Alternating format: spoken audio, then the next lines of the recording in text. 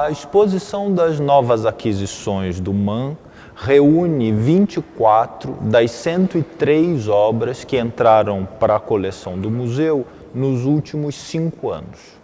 A proposta dessa exposição foi criar uma representação em pequena escala do que é a coleção do museu como um todo, para que o público possa entender a natureza do acervo do MAM. Nós enfatizamos algumas linhas de força da coleção, de modo a criar uma representação do que é essa coleção, que hoje tem cerca de 5.600 obras. As obras elas entraram nos últimos 5 anos para a coleção do MAM por intermédio de diversos doadores, tanto particulares como galerias, que muitas vezes, por intermédio de um grupo de associados do museu chamado Núcleo Contemporâneo, permitem ao museu fazer compras em feiras de arte ou também aceitar peças específicas em doação.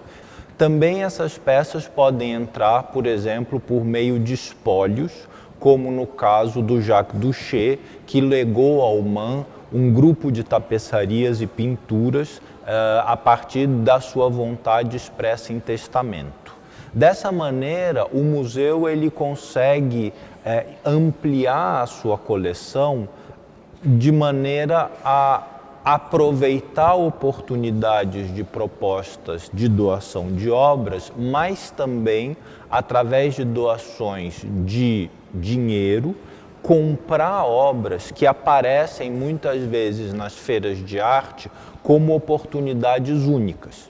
Isso faz com que o museu consiga inserir na história da arte narrada pela sua coleção artistas e obras que muitas vezes estão subdimensionados na nossa representação da história da arte brasileira. Nós conseguimos, assim, ampliar a coleção sempre de uma maneira coerente.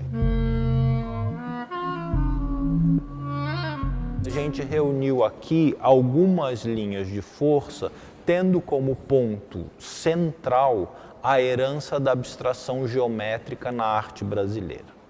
A peça mais antiga da mostra é um desenho de 1958 do Lothar Charroux, que de uma certa maneira inaugura a abstração geométrica no Brasil. Da abstração geométrica nascem diferentes correntes. Uma delas é aquela que vai se politizar nos anos 60, a partir do golpe militar de 1964, e nós temos aqui nessa exposição uma obra do Júlio Plaza que justamente traz para a abstração geométrica a urgência da participação do espectador. Porque a partir dos anos 60 é feita uma crítica no Brasil à abstração geométrica que estaria levando o público a uma posição essencialmente passiva diante da obra de arte. Diante da urgência do posicionamento político que trazem os anos 60, outros artistas começam a buscar uma forma mais engajada e participativa do público em relação à obra de arte. E nesse sentido, o Júlio Plaza constrói um livro de artista cujas páginas se abrem e se montam tridimensionalmente, e o público é assim levado a manipular a obra de arte e modificar as diversas possibilidades de encaixe das partes geométricas e também da cor nesse livro. Por outro lado, a abstração geométrica ela possibilitou também um desenvolvimento mais poético. E nesse caso, a tapeçaria do Jacques Duché, já dos anos 80, testemunha a sobrevivência da pesquisa da abstração geométrica numa composição muito mais lírica. A partir dessa gênese, digamos assim, da concepção da exposição em relação a várias heranças da abstração geométrica, a gente tem a constituição, no fundo, de uma espécie de um mito brasileiro em torno da potência da abstração geométrica. E a questão dos mitos brasileiros é uma das linhas de força da coleção. Em relação à herança abstrata, a gente tem no Brasil um fenômeno singular, que é a construção de Brasília, ainda no final dos anos 50, e o grande mito que se torna essa cidade projetada a partir de ideais puramente geométricos para ocupar em si mesmo o centro geométrico do nosso território. Nós temos logo na entrada da exposição uma foto do Mauro Restife que registra o momento do velório de Oscar Niemeyer em Brasília. Quer dizer, a gente tem aí um mito brasileiro em discussão, essa grande herança que se materializou sob forma da nossa capital, essa grande herança da abstração geométrica, no momento em que a obra se encontra com o seu criador numa situação de luto, de finitude, de limite, talvez, do próprio projeto do que foi Brasília como um suposto potencial para mudar completamente a nossa história. Nesse sentido também, a obra do Jonatas Andrade discute o mito da democracia racial no Brasil. Ele se apropria de elementos linguísticos dos textos do Gilberto Freire, tanto de vocabulário como de imagens do que seria o negro indolente, para fazer uma crítica a essa ideia da democracia racial brasileira. O mestre Didi, ele se apropria dos elementos da abstração geométrica para fazer construções a partir de materiais, cores e técnicas usadas também para fabricar objetos de culto das religiões afro-brasileiras, dentre as quais o mestre Didi ocupava uma posição sacerdotal de grande importância no Brasil.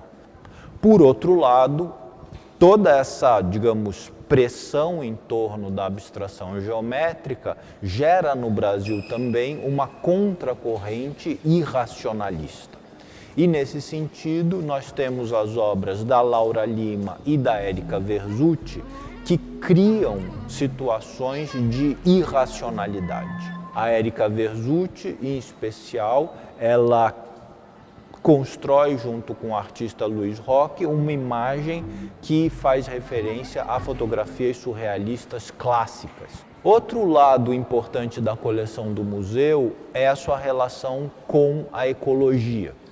E, nesse sentido, a coleção de paisagens na formação do acervo do MAM, ela é um ponto nevrálgico.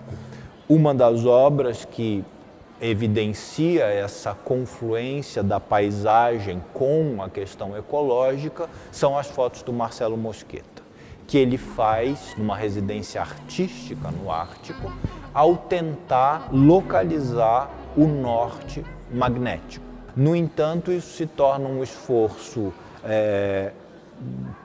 impossível de chegar ao seu objetivo diante do confronto do ser humano com as condições reais da Terra. Vindo mais para a questão da politização da arte brasileira a partir dos anos 60, nós temos também um conjunto de 3 fotografias do grupo 3 Nós 3, que no final da década de 70 fazia intervenções urbanas em São Paulo, ensacando cabeças de monumentos públicos em referência às técnicas de tortura que eram praticadas naquele momento. Essas fotos são documentos raros e é uma dessas oportunidades que o MAM teve de fazer a aquisição da obra de um coletivo de artistas que ainda não tem o seu devido lugar na história da arte brasileira. Outra herança da abstração geométrica é a relação com a linguagem gráfica. O Brasil ele é pioneiro quando a gente pensa na questão da poesia concreta. E aqui a gente mostra também dois artistas que trabalharam com essa relação entre a linguagem gráfica e a geometria. Em primeiro lugar, uma instalação do Rídias, e ele fala, de alguma maneira, sobre um dos carros-chefe do desenvolvimentismo do Estado brasileiro entre os anos de 60 e 70, que é a extensão das rodovias pelo território nacional. Nós temos aqui também 4 obras do Alma-Andrade que trabalha a partir dos anos 70 nessa confluência entre a geometria e as linguagens visuais. E nós temos obras também que vão dialogar com diversos desses elementos, como, por exemplo, a obra do coletivo AVAF, que ao mesmo tempo em que se apropria de elementos de abstração geométrica, insere de maneira quase subliminar referências a uma sexualidade dionisíaca que não se restringe aos limites daquilo que a regra parece impor à sociedade brasileira.